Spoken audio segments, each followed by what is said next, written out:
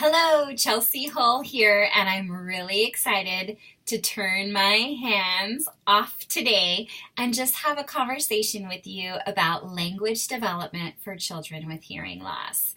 I have a good friend of mine that I've been consulting with who asked me to give her some of my best tips for helping to develop spoken language. And y'all know I'm not a speech therapist or an audiologist. I have a bachelor's and a master's degree in communicative science and disorders, deaf education, and about 20 years of experience. So I'm really happy to put this video together today that's going to focus in on what you can do to really utilize all of your child's amplification. So I've got three main topics for discussion today. The first one is utilizing the amplification system to the best of your ability. The second topic is a really fun tip that I love to expand on language development. And the third is right in connection with those first two and talks about questions. So we're really going to engage today in questions and how to ask questions to our children. But let's get started with amplification. So when I say amplification system, I'm talking about whatever your child uses. Maybe it's hearing aids, maybe it's hearing aids and an FM system. Maybe it's a cochlear implant, maybe it's a cochlear implant and a hearing aid.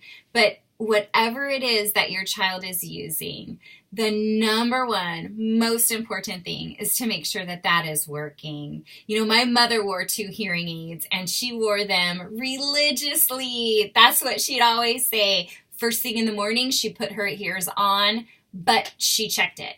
So let's pause and let's talk about really making sure, are you checking those hearing aids every morning for your child? And when I was a teacher of the deaf and hard of hearing, I loved doing a visual inspection. Because I felt like an audiologist or a doctor. And so I'd always start with that visual inspection and look at the tubing. Is there any moisture in there? Look at the molds. Is there any wax starting to get built up? Can I scoop any of that out? Do I need to take these into the audiologist and make an appointment sooner than I thought? Doing that visual inspection can cue you into a couple different things. Holy moly, the dog took a bite out of it. Along with that visual inspection, one thing I really like to do on a pretty regular basis is listen to them. I think there's nothing more honest than actually putting that otoscope, if you have a little one, hopefully that came with the hearing aid so that you can listen to it. And if you don't, really getting it up close to your ear so that you can hear those sounds that it makes when it turns on. Make sure the other sounds aren't being made so that you know the battery isn't draining, and familiarizing yourself with that. So, okay, I'm going to look at the hearing aids. I'm going to listen to them. I'm going to make sure I know where the battery is. You can always take that battery out, put it in a battery tester if you need to. And keep some type of a chart or a diary. There are all sorts of really great charts out there you can find online and print, or you can just take a standard, a binder, 3-ring binder, or a little, dollar store diary and jot that down. That can be so, so helpful when a problem does arise with your hearing aids. And you can go back and say, oh, wow, you know what? I can see, I had a concern for the last 2 weeks. Actually, the batteries were draining quicker than usual. So that's really going to help when you do get into your audiologist's office and they want to troubleshoot if that situation arises. I mean, we're constantly checking those hearing aids, right? So why not just do it every morning on a regular basis? And along with that, your FM system too. If you can utilize an FM system at home, that is just such a wonderful asset. That's really going to connect directly to your child so that even amongst all the background noises that happen in the most quietest of homes, you're getting your speech directly inputted to your child. So I would definitely recommend utilizing an FM system if that's recommended by your audiologist as much as possible at home. one of my little Chelseaisms with that microphone. And please let me know if you have different recommendations that have been made, but is keeping it at about a 6-inch. So if you're putting that microphone on your lapel, and then the wire comes down and connects to your belt. A shaka, as we say in Hawaii, is about 6 inches. So keeping it right about here at that lapel range usually works really good. And then you go right into your ling sound test, right? Your ooh, ah, ee, f, s, sh. And those can be really easy to do if there's an FM system directly linked to your child. If you don't have an FM system, I think it's always really great to start close to that child, mix them up,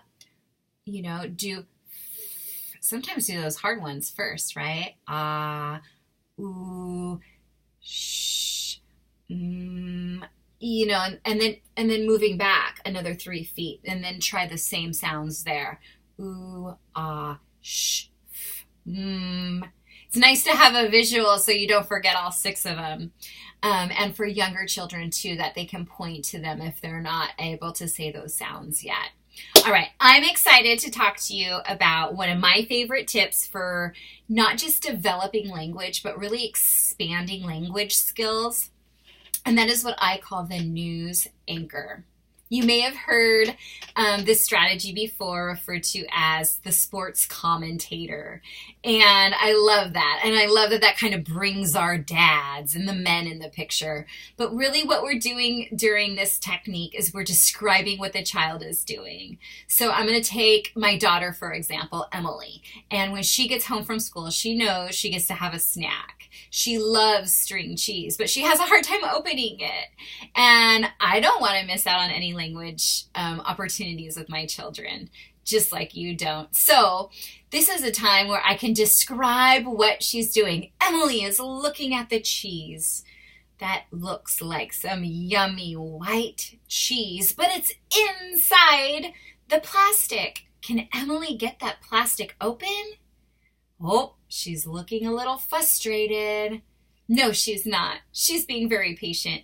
She's using the tips of her fingertips to open it up. She got it open. Good job, Emily. All right, we're not going to say touchdown, right? But you get it. You understand that when your child is doing something, even if you're not directly involved in it, you can still be modeling language for them. So next time you're not exactly sure how to make it a language-rich opportunity, think about being a news anchor for your child. And this takes me to my third big topic of the day, which is the beauty of asking questions. Asking questions is really, really great. It helps children understand that they want to ask questions too. And we know that the more children are in control and able to make their own decisions, a lot of times the happier they are, right? So when we think about questions a lot with our children with hearing loss, so often, we start with the which. Do you want a banana? Or do you want a peach? Which one do you want? Which, right?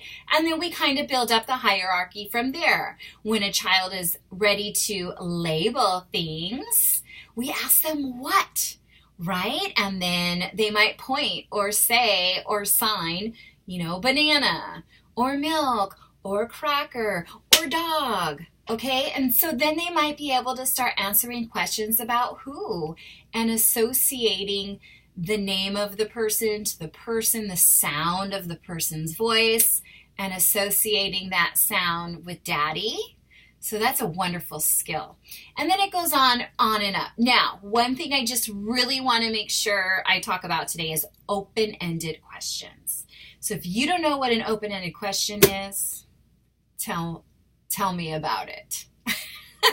That's the way I'm going to put it at you today. Tell me about it. So a lot of times we want to ask our children once they start preschool at age 3, what did you do today? I'm a sucker for always asking, what was the best part of your day? And my son's already going, all of it. So tell me about it. Tell me about your day today. And this is also another great technique you can use if children still have some unintelligibility and they're not very clear. So we know as sort of a standard rule in the field, we know that by 3 years old, children are typically about 90% intelligible. We can understand almost everything that they're saying, but not all of our children, and certainly not all of our children with hearing loss at age 3. So one thing you can do if the child comes to you and you're not exactly sure what they're saying is, can you tell me more about it? I mean, absolutely it's okay to say, you know what, I'm sorry I didn't understand that, but tell me more about it. Gives your child that opportunity to expand their thinking and to go further into describing it. So again, think about asking your child to tell me about it. And wait, one of the things that I know I've struggled with in my career that I see other professionals struggling with too is really pausing, giving our children a little bit more time to answer our questions. We like that sometimes, don't we? We need that more in our culture. And so recognize that in your children too. And I think sometimes if we can just pause a little bit longer, we're going to get even better utterances and language from them. So today we talked a whole lot about, I'm so excited, it's my longest YouTube video yet, but we talked a lot about the importance of utilizing the amplification system every day. Visually checking the hearing aids, listening to them, keeping a log, checking that FM system, and checking the ling sounds, because we know that if a child can hear those 6 ling sounds, they should be able to hear all of our speech sounds. What a wonderful feeling. The second thing we really spoke about today was being a news anchor and demonstrating to your child how you can use language to describe what's happening and what is on their focus. So that really is a child-directed, child-focused activity. You may not be directly involved with your child, but you're right there watching them do the activity, describing it for them. So you are creating a language-rich activity for your child.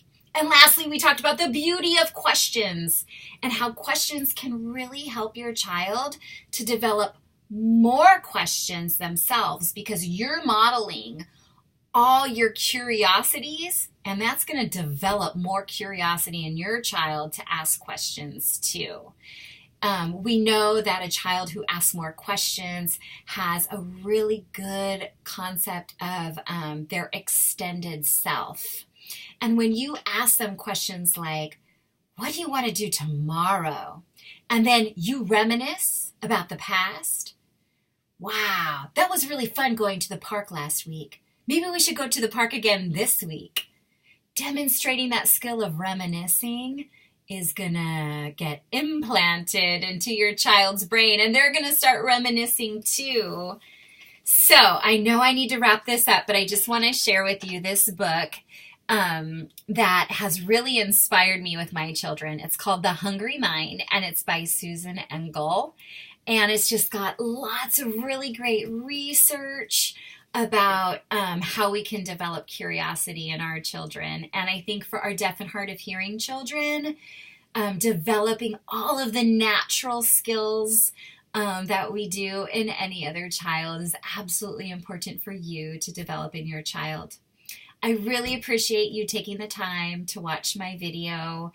I appreciate that you, as a parent of a child with hearing loss, are curious about how you can expand spoken language with your child. Please do like and subscribe my video. I am happy to make more specific videos like this one for you. You can send me an email. And I thank you very much for watching, and have a wonderful day.